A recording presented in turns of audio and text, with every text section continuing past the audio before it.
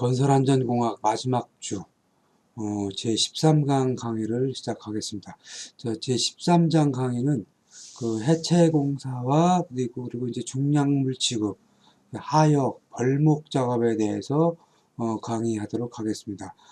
이 부분도 여러분들 전체적으로 기사 시험 문제 출제가 잘 되는 부분이니까 좀 소홀히 하시면 안 돼요. 먼저 해체공사. 해체공사는 말 그대로 건물 이제 시설물이 수명이 다 해가지고 이제 뭐 재건축을 한다든가 재개발을 한다든가 수선 리모델링 하기 위해서 뭐 하는 거를 우리가 해체라고 그러죠. 철거하는 거.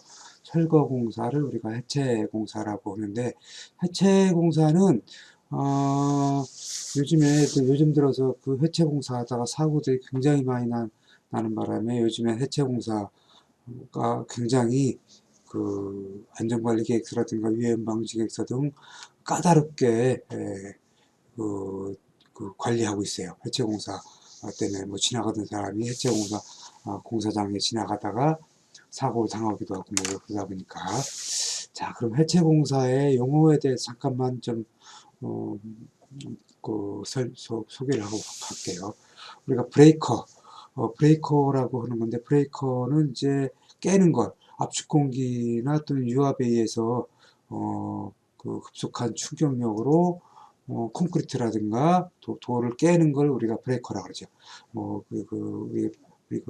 그 백호에 달아서 이렇게 깬다든가, 또 아니면 핸드브레이커, 전기로 핸드브레이커, 차감기 같이 이렇게 그렇게 이제 깨는 걸 우리가 브레이커라고 그래요. 강구는 이제 새로 된 공인데 그거를 이제 크레인에 매달아서 이렇게 휘둘러서 그걸 이제 그 건물을 부수는 건데, 이건 워낙 위험하기 때문에 지금은 사용을 안 해요. 그다음에 화약류는 발파 시간에 소개했듯이 화약으로 이제 구조물에 구멍 뚫어서 그 안에 화약을 넣고 터뜨려서 폭파를 하는 데 사용하는 거죠. 그 다음에 팽창제는 이것도 마찬가지로 구조물에 구멍을 뚫어서 거기에다가 팽창제를 넣고 이제 시간이 지나면 수화 반응을 하게끔 해서 시간이 지나면 이게 팽창을 해서 그 팽창되는 압력에 의해서 구조물이 깨지도록 하는 게 우리가 이걸 팽창제라고 그렇게 얘기를 해요. 절단톱은 회전 날 끝에 공업용 다이아몬드를 혼합시켜서 그걸 이제 콘크리트라든가 이거를 자르는 거를 우리가 절단톱이라고 그러죠. 요거 이제 커터기, 주로 이제 커터기라고 하기도 하고, 그다음에 이제 하이드로잭은 우리가 자동차의 바퀴를 이제 펑크 났었을 때 바퀴를 갈 때 밑에다가 잭을 받쳐놓고 이제 그걸 이제 유압으로 들어 올리죠. 이것 마찬가지로 하이드로잭은 유압으로 해서 건물과 건물 사이 기둥과 기둥이라든가 이런 데 설치하고서 유압으로 벌려서 해체하는 때 사용하는 거고, 그 다음에 쐐기 타입기는 이제 쐐기처럼 생기는 걸 갖고 구멍 속에다 집어넣어서 그걸 때려서 이제 깨내는 거, 구멍을 확대해서 깨내는 거고, 그 다음에 화염 방사기는 구조체를 고온으로 용융시키면서 구조체를 해체할 때 사용하는 기구. 이건 군대에서 주로 사용하는 건데, 해체 공사할 때도 사용을 하는 모양이에요. 이거 보진 못했는데. 그 다음에 이제 절단 줄톱. 이거는 이제 줄로 되어 있는 와이어에다가 공업용 다이아몬드 절삭날을 부착해서 고속으로 회전시켜서 구조체를 이제 잘라내는 거예요. 톱처럼. 그렇게 이제 해서 사용하는 것을 우리가 절단톱이다 그렇게 얘기를 해요. 요 용어 하나하나가 해체공법에 들어가는, 각각의 해체공법에 그때 사용하는 그런 도구들이에요. 자, 그래서 해체공법 종류는 또 어떤 것들이 있냐? 해체고, 아까 용어 설명할 때 얘기했던 것처럼 압수수색에 의한 해체죠. 압수수색은 이제 백호에 그 버켓 대신에 압수수색기를 달아가지고 이거 이제 콘크리트를 깨내서 하는 것으로서 요즘에 주로 사용을 해요. 그러니까 이제 아무래도 요거는 소음이라든가 이런 것들이 덜 나기 때문에 소음이라든가 뭐 이런 진동이 좀 덜 나서 압수수색으로 많이 사용을 하고 있어요. 요즘에 그 해체할 때. 그래서 건물 같은 경우 건물 슬라브 위에 백호에다가 이제 압수수색기를 부착을 해서 슬라브 위에 올라가서 거기서 이제 하나하나 위에서부터 이렇게 깨서 부숴서 이제 해체해서 내려오고 있죠. 그런 작업을 많이 하고 있고요. 그 다음에 이제 대형 브레이커. 요거 대형 브레이커는 요것도 마찬가지로 백호에 그 버켓 대신 브레이커를 달아갖고 뭐 여러분들 많이 보셨을 거예요. 이거 뭐 예를 들어서 아스팔트를 뭐 깨낸다든가 돌을 깨낸다든가 할 때 이렇게 브레이커 이렇게 백호가 깨내는 걸 보셨을 거예요. 굉장히 시끄럽고 진동이 크죠. 그래서 이거는 워낙 그 소음하고 진동이 크기 때문에 뭐 시내에서는 주로 사용하는데 아주 민원이 많이 들어오죠. 이런 데서, 그러니까 민원이 많이 들어오는 데는 사실 작업하기 어려워요. 뭐 철제 햄머에 의한 방법은 이건 뭐 한마로 두들기는 건데 이건 뭐 거의 마찬가지로 소음하고 진동이 세서 시내 같은 데는 사용을 못하고 아까 강구로 때리듯이 때리는 그런 방법이에요. 그다음 핸드브레이커의 이제 해체 작업은 이제 소규모일 때 전기라든가 뭐 엔진으로 된 브레이커 조그만 거로 이렇게 이제 깨는 작업 깨서 이제 해체하는 거다 보니까 아주 적은 소규모 건물이라든가 일부분만 깰 때 사용을 주로 하고 있죠. 그다음에 팽창제에 의한 해체 작업은 이거는 뭐 소음이라든가 진동이 없기 때문에 이거 많이 사용을 하고 있어요. 이거는 이제 미리 이제 구멍을 뚫어 놓고 거기에다가 그 팽창제를 이제 집어넣으면 놓고 그게 이제 작용에 의해서 이게 이제 늘 벌어지면서 그 구멍을 벌리면서 이제 그 해체 작업을 하기 때문에 소음하고 진동이 거의 없어서 보통 이제 시내 작업할 때는 이런 걸 많이 지금 사용을 하고 있고요. 자, 사진에서 보시다시피 이런 그 백호에다가 버켓 대신에 요건 앞세기, 그 좌측에 이제 물 뿌리고 있는 건 앞세기로 이렇게 이제 콘크리트를 찝어서 깨는 작업이고, 그 다음에 이제 그 우측에 있는 거는 이제 가운데 있는 거는 그 핸드브레이커로 일부 부분적으로 이제 그 부분적으로 이제 깨는 거고, 이제 그 우측에 있는 거는 이제 대형 브레이커 작업을 하는 그런 사진이죠. 자, 그리고 이제 절단톱에 의한 해체 작업. 절단톱은 아까 커터기라고 그랬어요. 이제 다이아몬드 날이 박혀 있는 그런 그 회전체로 해서 이제 그 잘라내는 거죠. 이것도 부분적으로 이렇게 자를 때 사용을 하죠. 저 대규모 건물에는 사용하기는 좀 불리하고, 그다음 하이드로잭에 의한 해체 작업도 이것도 잭으로 이제 소음 진동이 거의 없다 보니까 이것도 소음 진동이 없이 하는데 공법을 많이 사용을 하고, 쐐기 타입기도 마찬가지고, 하얀 망사기는 이제 주변에 아무것도 없어야 되겠죠. 그 다음에 절단 줄톱에 의한 해체 작업은 절단 줄톱 갖고 그냥 잘라내는 거예요. 잘라내서 이렇게 해체하는 작업인데, 한번 사진을 한번 보면은 요게 그 좌측에 상부에 있는 요게 이제 그 절단 톱이에요. 밑에 이 톱 그 바닥 엄청 큰 초록색으로 된 이 톱이 돌아가면서 밑에 있는 요 구조물을 잘라내는 거고, 그 다음에 여기 이제 우측에 상부에 있는 게 이제 절단 줄톱. 줄톱, 여기 이제 그 기계에서 줄톱이 이렇게 쭉 나와 있어서 잘라야 될 대상까지 이렇게 감아서 그걸 이제 이게 줄이 다이아몬드 그 날이 달려 있는 와이어를 이렇게 이제 줄톱처럼 이렇게 이제 돌려서 잘라내는 거예요. 그리고 이제 밑에는 화염방사기죠. 이건 뭐 군인들이 사용하는 건데 이걸 또 이제 해체공사에서 사용한다고 그러네요. 자, 그리고 압수해 공법과 대형 브레이커 공법을 병용한다. 뭐 이제 그 보통 대부분 뭐 이제 대규모 건물 이런 것들 이제 그 해체할 때는 이런 것들을 주로 이제 병용해서 사용해요. 한껏 하나만 갖고 시간도 너무 많이 걸리고 그렇기 때문에 병용해서 사용을 하게 돼요. 대형 브레이커 공법, 전도공법, 강구공법이라든가 전도공법. 그다음에 발파 해체 작업. 발파 해체 작업은 이제 파약으로 폭약으로 발파해서 무너뜨리는 그런 작업이죠.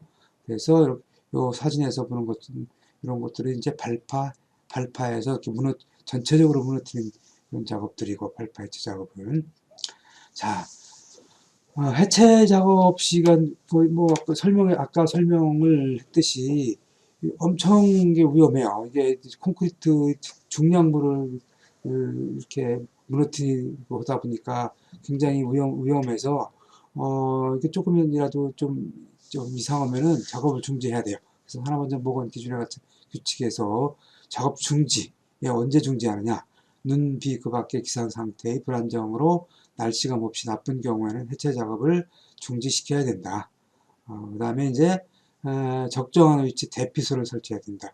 이제 이 철거 이제 부수는 작업이다 보니까 언제 어디서 갑자기 이제 무너질지 모르니까 반드시 무너질 그런 거에 대비해서 근로자들이 바로 대피할 수 있도록 대피소를 설치를 해야 돼요. 해체 작업 시에는. 그리고 이제 해체물, 이제 뭐 해체물이 뭐 폭발을 한다든가 아니면 이제 뭐 깨는 작업을 하다가 이런 그 해체물이 날아올 경우가 있겠죠. 그래서 날아오는데 위험이 없도록 작업 시 주의해야 하며 위험 지역에는 관계자의 외출입을 금지시켜야 돼요. 그러니까 일반인들은 못 들어오도록 막아야 되고, 그 다음에 중기를 구조물에 올리거나 해체한 중량을 내리는 등의 작업 시에는 이게 무슨 얘기냐면 백호라든가 이런 거를 그 슬라브 위로 깨기 위해서 올리거나, 그 다음에 이제 또 그 일부 그 해체한 그 콘크리트를 중량부를 이제 내려야 될 거 아니에요. 위에서 해체했으니까. 이런 작업할 때는 양중 작업의 안전성을 확인해서 하고, 소형 기계 기구를 오르내리거나 내릴 때는 올리거나 내릴 때는 그물망이나 그물 포대를 사용해야 된다. 그런 얘기고요. 그 다음에 A벽, 기둥 등을 무너뜨린 작업을 할 경우에는 전도 위치와 파편, 비산거리 등을 예측해서 작업 반경을 설정을 해야 되고요. 또 무너뜨리는 작업을 할 때는 작업자에 모두 대피시킨 뒤 작업을 아무도 주변에 있으면 큰일 나겠죠. 무너뜨리는 작업할 때는. 자, 해체 구조물 외곽에 방호용 울타리를 설치하고 해체물이 넘어짐, 떨어짐 등에 대비해서 안전거리를 유지를 해야 되고, 그 다음에 파쇄공법의 특성에 따라 방진벽이라든가 비산 차단벽 및 분진 억제 살수 시설. 아까 물 뿌리는 거 봤죠?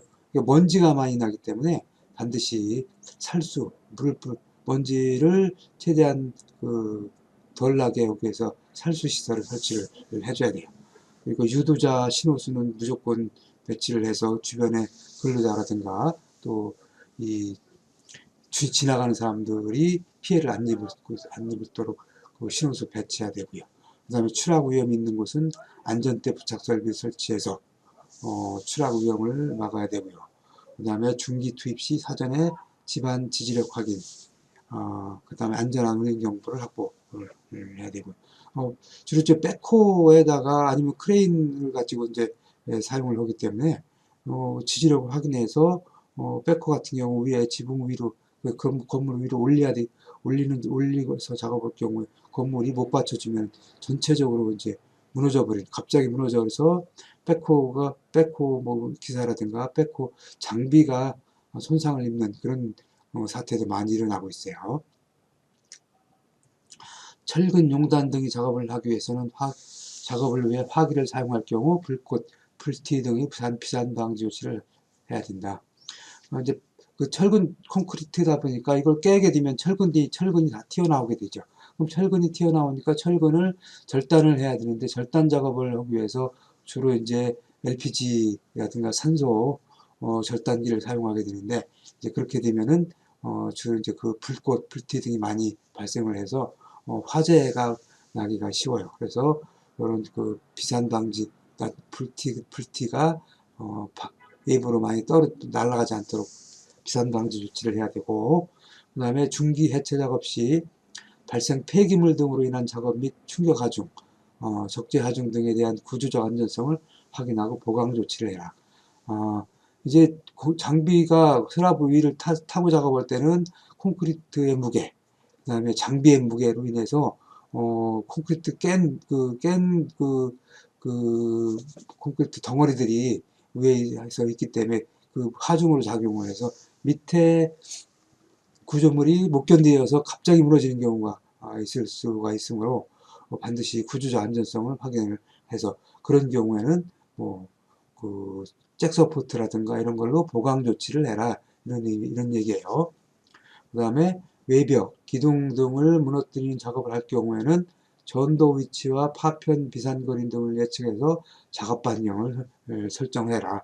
그러니까 좌측 작업 반경 이내에는 다른 사람들이 못 들어가도록 그렇게 하라는 얘기죠.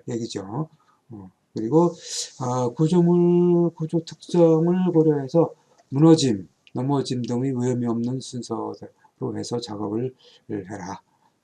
그런 얘기고요. 그 다음에 흙에 접한 구조물을 흙막이 지보공 부재로 활용할 경우 토합에 대한 지지력 검토 등 안전성을 확인해라. 이건 무슨 얘기냐면은 지하실이 있는 경우 지하 옹벽을 옹벽을 그 흙막 그대로 흙이 무너지지 않도록 흙막이로 사용할 경우 충분히 그 지하 옹벽이 흙막으로서 역할을 할 수 있는지 지지력 검토를 하고 그걸 이제 이용을 해라 이런 얘기예요. 그렇지 않을 경우에는 별도로 지지 보강을 해야 되겠죠. 그런 얘기예요. 자, 그 다음에 이제 중량물 취급에 대해서 알아보도록 할게요. 중량물은 우리가 왜 중량물을 취급을 할 때 기준을 둬야 되냐? 우리가 근골격계 질환이라고 여러분들 이제 들어보셨을 텐데, 무거운 거를 갑자기 들거나 힘을 줘서 들거나 밀거나 할 경우에는 몸에 무리가 가게 돼요. 그래서 허리를 다친다든가, 이제 허리가 삐끗된다든가 해서 굉장히 큰 부상을 야기할 수가 있어요. 그래서 이 중량물을 우리가 취급을 할 때는 거기에 적절하게 맞게끔 취급을 해야 돼요. 그래서 이제 중량물이 표시를 해야 돼요. 그래서 5kg 이상의 중량물을 들어 올리는 작업을 우리가 이제 5kg 이상의 중량물을 들어 올리는 작업을 할 경우에는 근로자가 쉽게 알 수 있도록 물품의 중량과 무게 중심에 대해서 작업장 주변에 안내 표시를 할 것. 즉, 이게 5kg, 몇 킬로그램 나가니까, 그걸 근로자가 그 취급을 할 때, 이거 무거운 거구나 해서 미리 대비할 수 있도록 하라는 얘기죠. 그 다음에 취급하기 곤란한 물품은 손잡이를 붙이거나 갈고리, 진공 빨판 등의 적절한 보조 도구를 활용할 것. 이제 손으로 이렇게 들기가 취급하기가 곤란한 경우는 미리 손잡이를 거기다 붙여두든가 아니면 유리 같은 경우는 빨판 보통 유리는 손잡이를 다 할 수가 없으니까 요즘엔 유리들이 이제 이중유리, 삼중유리 이렇게 해서 큰 유리들 쓰다 보니까 굉장히 무겁죠. 이런 것들은 빨판을 사용해서 즉 적절한 보조 도구를 활용하라 이런 얘기예요. 그 다음에 이제 중량물의 기준이 그럼 어디까지를 우리가 중량물이라고 하느냐? 근골격계 부담 작업의 범위. 그래서 고용노동부 고시에 하루에 이거 뭐 이제 여러 가지가 있는데 그 중에서 이제 하루에 10회 이상 25kg 이상의 물체를 드는 작업. 그러니까 25kg 이상의 물체를 드는 작업을 하루에 10번 이상 할 경우에는 이게 근골격계 부담 작업이다. 이렇게 얘기를 그렇게 기준을 정해놨어요. 그리고 10kg 이상의 물체를 무릎 아래에서 들거나 어깨 위에서 들거나 팔을 뻗은 상태에서 드는 작업을 하루에 25번 이상 하는 경우. 그러니까 이제 공장이라든가 아니면 현장에서 시멘트 같은 경우 시멘트가 이제 보통 포대로 나오는 것들이 40kg예요. 40kg. 뭐 40kg니까 당연히 근골 격계 부담 작업 좀 있겠죠. 근데 그 다른 뭐 자재 중에서 예를 들어서 뭐 그 25kg 자재가 25kg 뭐 이상 되는 자재가 있는데 이거를 하루에 10회 이상 뭐 들어서 옮긴다든가 이런 거 할 때는 이런 것들이 근골격계 부담 작업의 범위에 들어간다. 뭐 많이 그러니까 뭐 건설 현장 같은 경우는 굉장히 많겠죠. 뭐 타일도 있을 수가 박스로 들어야 되니까 그다음에 뭐 벽돌이라든가 이런 것들이 다 웬만하면 다 10kg, 25kg 다 이상 넘어가는 그런 자재들이죠. 그러니까 웬만한 건설 현장의 자재들은 대부분 다 이렇게 중량물에 들어간다 이렇게 보시면 돼요. 자, 그래서 이런 중량물 취급할 때는 어떻게 해야 되느냐? 안 다치기 위해서 중량물 운반화가 취급할 때는 주로 이제 하역 운반 기계라든가 운반 용구를 그러니까 맨손 손으로 오지 말고 하역 운반 기계가 뭐가 있어요? 하역 운반 기계는 지게차로 사용을 해라. 파르트에다가 놓고 지게차로 들어서 내리고 옮겨라 이런 얘기. 사람이 직접 오지 말고. 그 다음에 운반 용구는 뭐가 있어요? 이거는 이제 뭐 리어카 쉬운 예로 이제 리어카 같은 거, 리어카 같은 거에다가 실어서 옮겨라 이런 얘기예요. 이런 중량물은. 그 다음에 이제 경사면에서 중량물을 취급할 때는 경사면에서 이 중량물 취급할 때는 어떻게 되겠어요? 이게 경사면 같으면은 거기 경사면으로 쏠려서 뭐 넘어지거나 뭐 중량물을 갖고 이제 같이 굴르거나 그런 위험이 있겠죠. 그래서 경사면에서는 구름 멈춤대, 세기 등을 이용해서 중량물이 동요나 이동을 조정해라. 뭐 경사면 같은 게 이렇게 놔뒀는데 그게 굴르지 않도록 세기라든가 그런 걸 고여서 고정을 할 수 있도록 해라. 그리고 중량물이 구르는 방향인 경사면 아래에는 근로자들이 지나가지 않도록 출입을 하지 않도록 언제 갑자기 이 경사면으로 굴릴지 모르니까 출입을 제한해라. 이런 얘기예요. 그 다음에 작업 자세.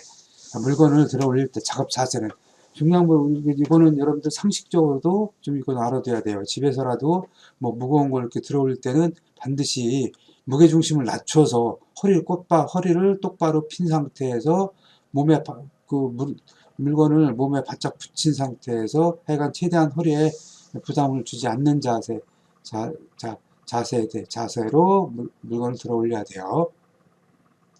자, 작업 전에 이제 그런 중량물을 취급하기 전에 작업 전에 이제 확인해야 될 사항들이 있는데, 미리 이제 작업 전에는 물건의 무게라든가 형태 등을 미리 확인해서 작업에 적합한 보호구를 착용하고 손으로 어디를 어떻게 잡고 이동할 건지를 이제 미리 확인해서 이동 경로를 사전에 확인한 난 다음에 이제 물건을 들어야 되겠죠. 그래서 뭐 밀고 당길 때는 이제 밀 때는 앞으로 체중을 실어서 기대면서 밀고 당길 때는 뒤로 체중을 실어서 기대시 당겨야 된다. 그리고 허리를 굽히거나 비트는 동작은 하지 말아라. 허리를 굽히거나 비틀다가 허리에 무리가 가게 되죠. 그 허리 무리가 가게 되면은 굉장히 중상을 입을 우려가 있죠. 그리고 운반 보조 도구를 이용할 경우에는 손잡이가 설치되어 있는지 확인하고 손잡이 높이가 적정한지를 확인을 해야 되고요. 그리고 이제 운반할 때는 시선은 진행 방향을 향하고 길이가 긴 물건을 공동으로 할 때는 작업자 모두 같은 쪽에 어깨를 메고 지정된 신호에 따라서 작업을 해라. 운반할 때는 그리고 각호 운반하역 표준 작업 지침에 이제 준수 사항이 나와 있는데 그 숙련된 경험자를 작업 지휘자로 선정해서 운반 방법, 운반 단계 등을 협의해서 결정하고 공동으로 중량물을 운반할 때는 근로자의 체력, 키 등을 고려해서 현저한 차이가 있는 경우는 근로자는 그런 사람을 빼고 작업 지휘자의 지시에 따라 통일된 행동을 해야 된다. 그 다음에 무게중심이 높은 화물은 인력으로 운반해서는 안 된다. 자, 허리 다치니까요. 그 다음에 들기와 내리기 가급적이면 이제 뭐 지게차로 허대 사람이 해야 될 경우에는 척추가 반듯한 상태에서 이제 해야 되겠죠. 그리고 취급하는 물체를 몸에 가깝게 밀착시키고 물체의 중심이 신체의 중심과 일직선에 오도록 대상물을 양발 사이에 위치시킨 후 다리를 굽혀 들어올려야 한다. 그리고 양발을 적당히 벌려 신체의 균형을 잘 맞추고 취급하려는 물체를 양발의 가운데에 위치시켜야 한다. 이렇게 취급을 하란 얘기예요. 자, 그 다음에 이제 운반했고 하역 작업. 하역 작업은 물건을 이제 내리는 그 작업을 우리가 하역 작업이라 그러죠. 하역 작업은 어떻게 해야 돼요? 지게차로 하역을 해야 되겠죠. 지게차로. 근데 지게차가 없이 이제 사람이 내릴 경우에 어떻게 되냐? 사람이 인력 하역시 이제 준수해야 될 경우에 등을 직립으로 등을 똑바로 세우라는 얘기죠. 발을 움직이지 않은 상태에서 다리를 구부려 가능한 낮은 자세로 한쪽 면을 바닥에 놓은 다음 다른 면으로 내려놓아야 된다. 물건을 들고 오다가 이제 바닥에 내려놓을 때 최대한 허리를 핀 상태에서 먼저 다리를 구부려서 낮은 자세로 내려놓으란 얘기예요. 그래야 허리 안 다치니까. 그리고 조급하게 던져서 하역해서는 안 된다. 던지면 물론 물건도 손상이 가겠지만은 던지게 되면 허리에 힘을 주게 돼서 잘못하면 허리 다쳐요. 그래서 던지지 말아라. 그리고 중량물을 어깨 또는 허리 높이에서 하역할 때는 도움을 받아서 안전하게 하역하라. 그러니까 중량물을 어깨에다 메고 와서 내릴 때는 혼자 이렇게 하지 말고 주변 사람 도움받아서 안전하게 하역해라. 이런 얘기고요.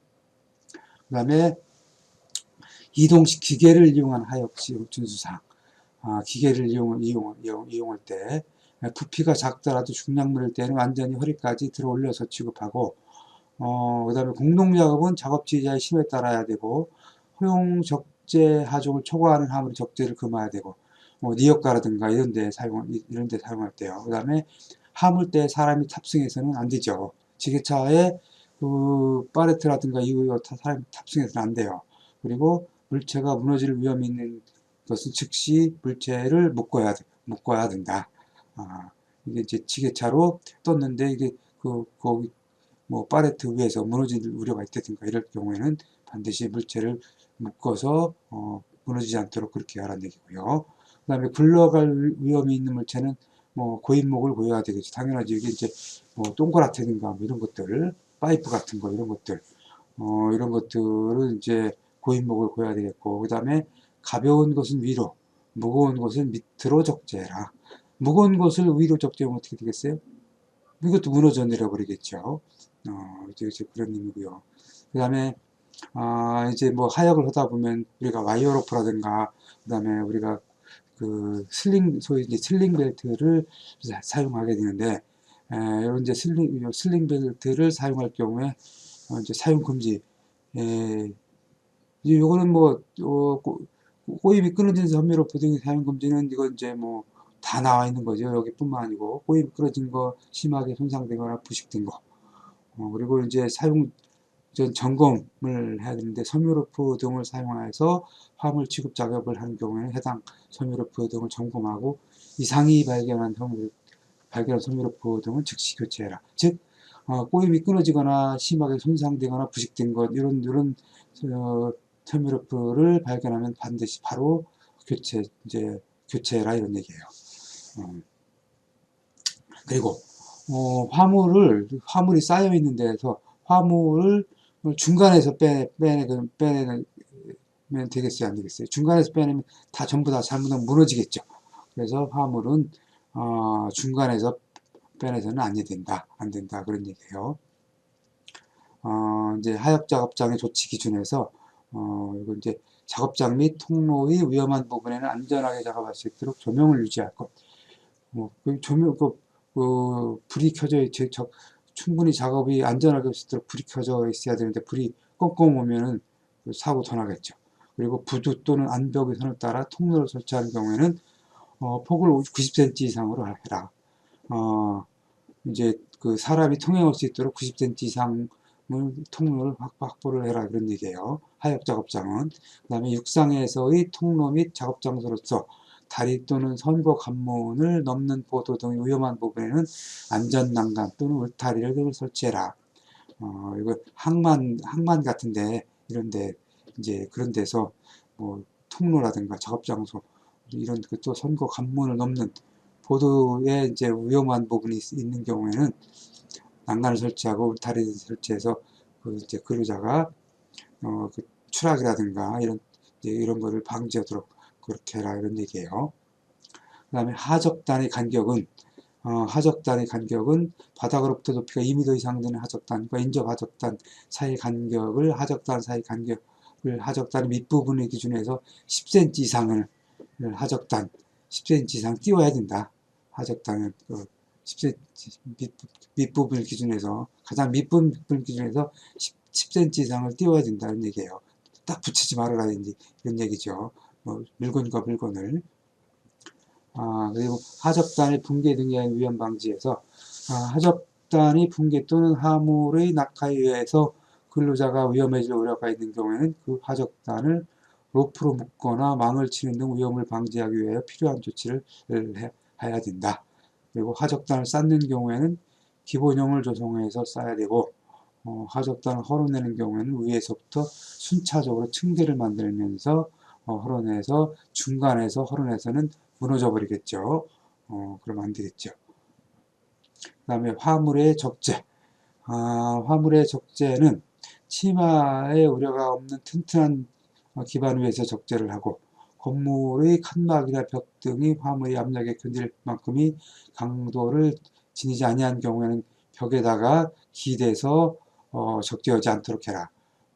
벽에다가 우리가 이제 많이 기대서 적재를 하게 되는데, 예를 들어서 벽이 약한 벽에 있는 데다가 화물을 기대해 놓으면 무너져 버리겠죠.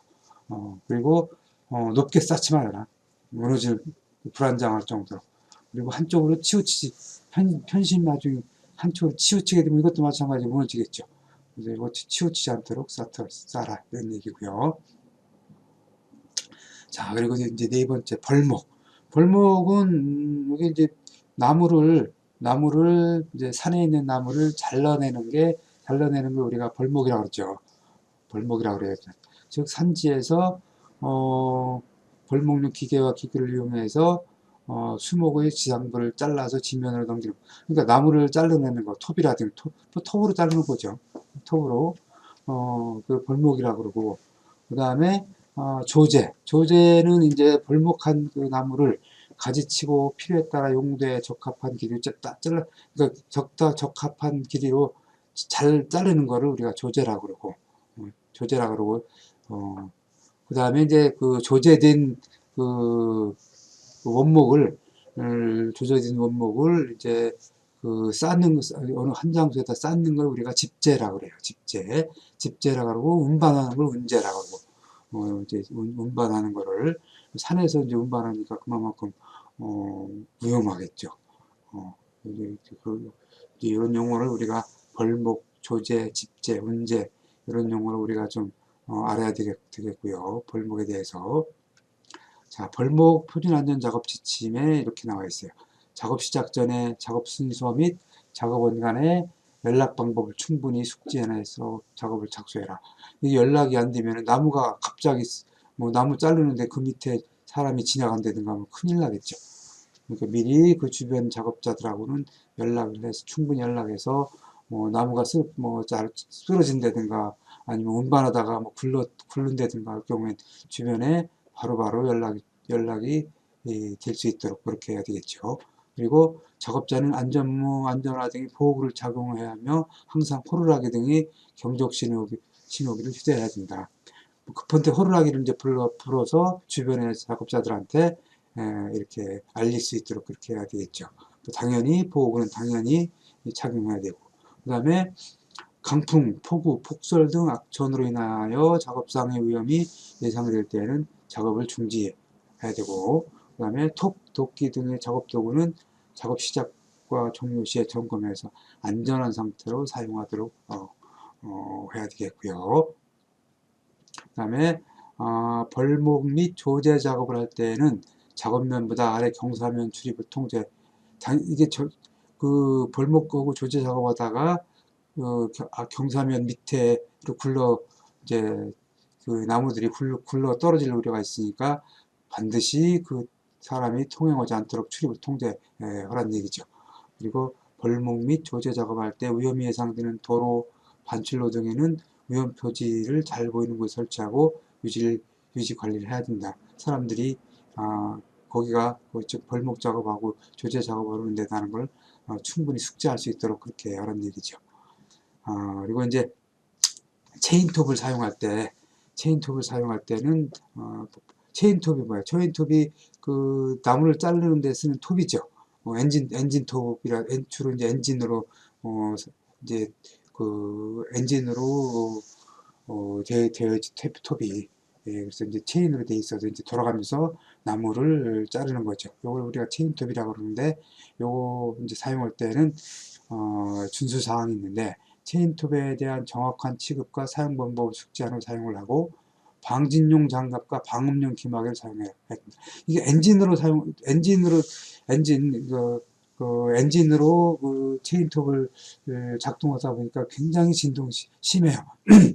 그래서 방진용 장갑을 반드시 끼야 되고, 그 다음에 이제 엔진이다 보니까 시끄럽죠. 그래서 기막에도 반드시 착용을 해야 되고, 그 다음에 이제 톱을 시동할 때는 톱날이 주위 사람들 물건에 접촉되지 않도록 주변에 아무도 없는 데서 안전한 장소에서 엔진을 이제 시동을 켜야 되겠죠.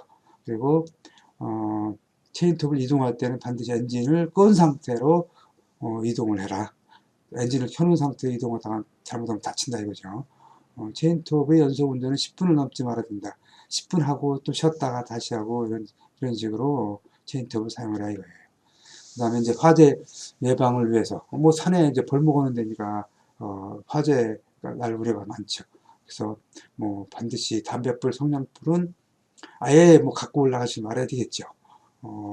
담배나 이제 이런 것, 피는 사람들은 이제 별도의 구역을 만들어서 담배를 필 수 있도록 그렇게 해야 될 거고, 그 다음에 체인톱의 엔진은 휘발유를 사용을 해요.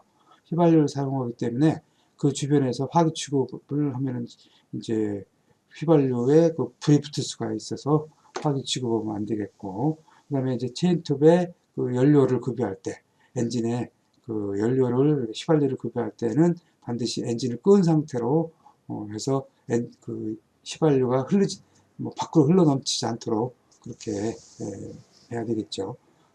그리고 이제 엔진이 이제 과열된 상태로 주변에 이제 낙엽이라든가 이런 것들이 있는 경우는 그 불이 날 우려가 있으니까 이런 접촉되지 않도록 해라. 그런 얘기고요. 벌목 작업 시 이제 위험 방지라고 해서 벌목하는 경우는 미리 대피로 및 대피 장소를 정해놔라. 벌목 작업할 때는 나무가 이제 갑자기 쓰러지고 그러니까 미리 예를 들어서 호각 소리가 났다. 그럼 바로 위험하다는 걸 인지해서 바로 대피로라든가 미리 정해놓은 대피 장소로 대피할 수 있도록 그렇게 하라는 얘기고요. 그 다음에 벌목하려는 나무의 가슴 높이 지름이 40cm 이상인 경우는 뿌리 부분 지름이 4분의 1 이상 깊이 수구를 만들어라. 요거는 이제 이 가슴 높이 지름이 40cm 이상인 경우, 그러니까 굉장히 큰 나무를, 이제 두꺼운 나무를 얘기하겠죠. 요런 경우는, 뿌리 지름의 그 4분의 1 밑에 하부 부분에다가 뿌리 지름이 4분의 1 이상 깊이 수구를 만들어서 그쪽으로 넘어지게 해라는 얘기예요. 그 다음에 유압식 벌목기에는 견고한 헤드가드를 부착해라. 요거 유압식 벌목기라는 거는 요거 이제 지게차처럼 벌목기가 이제 유압으로 오는 백호에 타는 뭐 이런 거는 경우에는 나무가 쓰러지면서 그 운전자를 덮치지 않도록 운전자를 덮쳐서 운전자가 다치지 않도록 헤드가드를 부착을 해라는 얘기고요. 그 다음에 벌목 작업을 한 경우 일정한 신호 방법을 정해서 그 작업에 종사하는 근로자에게 주지시켜야 되고, 벌목 작업에 종사하는 근로자가 아닌 사람에게 벌목에 의한 위험이 발생할 우려가 있는 경우에는 벌목 작업에 종사하는 근로자에게 미리 신호를 하도록 해서 다른 근로자가 대피한 것을 확인한 후에 벌목하도록 해야 되고요. 자, 이렇게 해서 마지막 수업도 요 벌목 까지 해서 끝이 났어요. 자, 여러분들 한 학기 동안 수고 많이 했고요. 어, 그, 지금 한 학기 동안 한 걸 가지고 반드시 기사 시험에 합격을 하도록 그렇게 해주기 바랍니다. 코로나에 여러분들 확진되지 않도록 최대한 여러분들 조심하고 방학 잘 보내도록 하길 바라요. 이상입니다.